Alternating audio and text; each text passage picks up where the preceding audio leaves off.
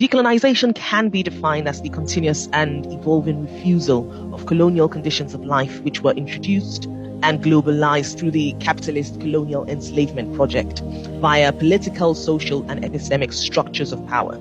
This project's inauguration is often dated to 1492. 1492 marks various voyages of discovery of lands and people not actually missing, who were then subjugated into Europe's ways of living, thinking, and being. The immediate refusals of this many-headed project are context-dependent and reject, among other things, the meanings and uses made of bodies and spaces and times by this evolving project. In other words, what we call decolonization. So these various contexts of refusals include, among others, anti-colonial actions by colonized nations during and beyond the moment of colonization. It also includes indigenous peoples' quests for sovereignty and for their land back within and beyond settler colonies, as well as racially minoritized peoples' quests for equality, reparations, and racial justice within imperial metropoles. So decolonization initially emerges as both theory and praxis, which colonized peoples, indigenous peoples, and racialized peoples wielded in response to the domination of colonial theories and praxis.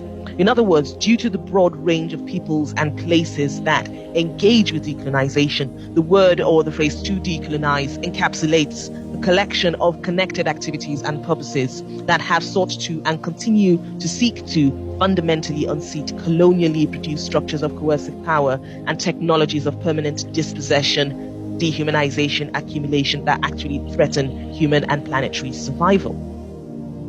Therefore, decolonization, however it is couched, can be understood in the present as an immediate and continuing political and active anti-colonial response, seeking to dismantle ongoing colonialism from the moment of its inception. It is contended in this vein that contemporary action towards decolonization in higher education owes its present appearance to and hence is not divorced from this history dating from 1492.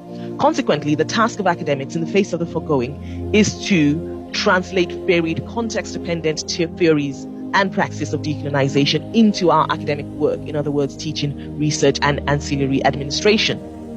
This must be done while untangling the complicity of disciplinary dictates and conceptual methods from the emergence and maintenance reproduction of colonial theories and praxis. It also should be noted that decolonization has a particular register that recognizes colonialism as a structural condition, not an isolated spatial-temporal event without broad spatial-temporal consequence. Action to decolonize also recognizes that the power of colonialism comes in part from its appearance as normal and natural, how, according to Maldonado Torres, as modern subjects we breathe coloniality all the time and every day. Therefore, the continual unveiling of colonialism as an engine, as the engine of coercive power, is essential to the enactment of decolonization. Thus, its key register is anti-colonial, a refusal. A refusal of the colonial requires returning or ceding stolen power and resources. This is one limitation of diversity as a substitute of decolonization, because it doesn't envisage this returning or ceding of power and resources. Decolonization requires, among other things, a discontinuation of the epistemologies that have produced colonialism.